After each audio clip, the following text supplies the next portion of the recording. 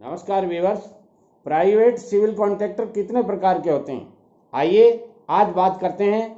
आपने सिर्फ यही सुना होगा कि प्राइवेट ठेकेदारी करते हैं, तो प्राइवेट ठेकेदारी में भी या मान लीजिए कोई मकान बनवा रहा है तो वो कॉन्ट्रैक्ट आप लेते हैं, तो उसमें भी सिर्फ एक ही ठेकेदार नहीं होता है, कई ठेकेदारों की मदद लेनी पड़ती है। या यूं कह सकते हैं एक ठेकेदार भी कई टीम रखता है, जिसके कारण वो कार्य सफल होता है। आइए बात करते हैं कि कौन कौन से आदमी उनको चाहते होते हैं और उन वर्क करने वालों के कारण वो कार्य सफल होता है। पहला होता है अर्थवर्क करने वाला। अर्थवर्क करने वाला एक अर्थवर्क ठेकेदार बोलते हैं उसको, या यूं कह सकते हैं खुदाई का ठेकेदार बोलते हैं उसको। वो खुदाई करता है, इसलिए जो भी प्राइवेट कॉन्ट्रैक्टर होते हैं वो अर्थवर्क का काम उस ठेकेदार को ठेके दे देते हैं, इतने रुपए देंगे और ये इतनी खुदाई है, मेजरमेंट दे देते हैं और वो करके चला जाता है। ये एक ठेकेदार अलग से हो गया। दूसरा ठेकेदार होता है मैसनरी ठेकेदार, जो मैसनरी करता है, चिनाई करता है, ब्रिक मैसनरी हो, स्टोन मैसनरी हो, उसका ठेकेदार होता है। वो चिनाई करता है। उसको मान लीजिए प्राइवेट कॉन्ट्रैक्टर किसी को एक कॉन्ट्रैक्ट लेते हैं और वो 10 कॉन्ट्रैक्टरों को ठेके देते हैं, अलग अलग छोटे छोटे ठेकेदार, जिन छोटे छोटे अलग अलग टाइप के ठेकेदार होते हैं। उनमें दूसरा ठेकेदार होता है ब्रिक वर्क का या मैसनरी वर्क का ठेकेदार। उसको वो कॉन्ट्रैक्ट दे देते हैं, पर फीट के हिसाब से कॉन्ट्रैक्ट दे देते हैं और वो अपना काम करता रहता है। दूसरा होता है प्लास्टरिंग ठेकेदार। तीसरा प्लास्टरिंग ठेकेदार प्लास्टर करता रहता है, जो चिनाई हो गई उसकी प्लास्टरिंग करता रहता है। वो अपना उसको बता देते हैं 1/6 की प्लास्टरिंग होगी, यहाँ कितनी होगी। सुपरवाइजर उनका होता है, वो सुबह आता है अपना प्लास्टर करके चला जाता है। अगला ठेकेदार होता है बारबेंडिंग कॉन्ट्रैक्टर।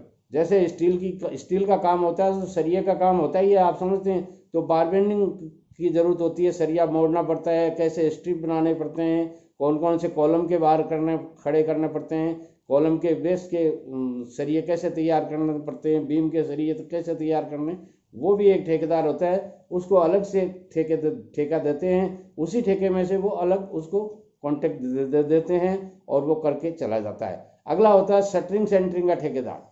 जब आप कोई बीम तैयार करते हैं तो बीम की शटरिंग सेंटरिंग करनी पड़ती है, स्लैब की शटरिंग सेंटरिंग करनी पड़ती है, स्टेयरकेस की करनी पड़ती है, ऐसे कई शटरिंग होती हैं, कॉलम की करनी पड़ती है।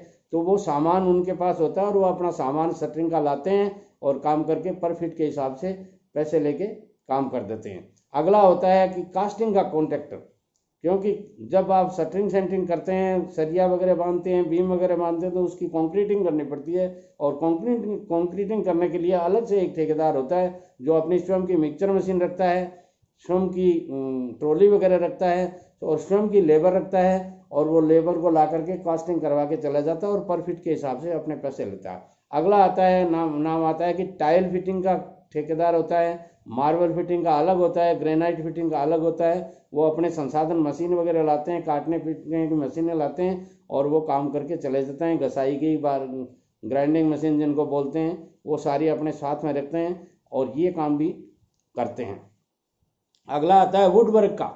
वुड वर्क लकड़ी का काम जो भी होता है उसके लिए जिनको कारीगर बोलते हैं, खाती बोलते हैं, कारपेंटर बोलते हैं, ऐसे कॉन्ट्रैक्टर होते हैं जो पूरे मकान का जितना मकान है उसके डोर वगैरह का, विंडोज वगैरह का यदि लकड़ी की हैं तो वो उनका कॉन्ट्रैक्ट ले लेते हैं। पर फीट का या पर किवाड़ का या पर डोर का वो अपने हिसाब से पैसे बता देते हैं और वो उनको कॉन्ट्रैक्ट देकर काम करवा लेते हैं। इसीलिए काम जल्दी होते हैं, क्योंकि 15 ठेकेदारों को साथ में मिलाया जाता है और 15 ठेकेदार अलग अलग टाइम पे आके या एक ही टाइम पे, जैसे सुबह 7 बजे आ गए, रात को 9 बजे तक, क्योंकि उनको कॉन्ट्रैक्ट दिया हुआ होता है तो वो आराम से धड़ाधड़ अपना काम करके चले जाते हैं।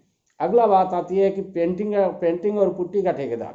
जब आपको मकान बना के पूरा एकदम ऑल एवरी रेस्पेक्ट तैयार करके देना पड़ता है, तो ऐसी स्थिति में आपको पहले पुट्टी करवानी पड़ती है, बाद में पेंटिंग करवानी पड़ती है। तो इसका एक अलग ठेकेदार होता है, वो केवल रंग का ही काम करते हैं। ऐसे ठेकेदारों की भी मदद ली जाती है। अगली बात आती है ग्रिल वगैरह फिक्सिंग का। जैसे रेलिंग है, ग्रिल है, स्टील की ग्रिल वगैरह लगाते हैं या मान लीजिए आयरन की ग्रिल वगैरह लगाते हैं, तो उनका ठेकेदार एक अलग होता है, फैब्रिकेटिंग ठेकेदार। वो सारा बार के गेट वगैरह बनाने हैं, आयरन गेट हैं, आउटर गेट हैं, इनके लिए अलग से ठेकेदार होता है और वो आकर के काम करता है। अगली बात आती है कि बिल्डिंग मटेरियल सप्लाई कॉन्ट्रैक्टर की। ये शुरुआत में जरूरत पड़ती है, मैं तो भूल ही गया आपको बताने का एक्चुअली इस आदमी की शुरुआत में ज़रूरत पड़ती है। ग्रिड कितनी आनी है, सीमेंट कितनी आनी है, बजरी कितनी आनी है, कहाँ की आनी है, ब्रिक्स वगैरह कितनी आनी है, स्टोन कौन सा लगना है, ये सारे वर्क ऑर्डर उनको दिए जाते हैं। और पर फिट में, पर केजी में या क्विंटल में इनकी अलग अलग तय होती हैं। जैसे ईंटों की पर ईंट के हिसाब से तय होती है, तो वो कॉन्ट्रैक्ट उनको दिया जाता है, भाई इतना सामान लगेगा और आप डालते जाना।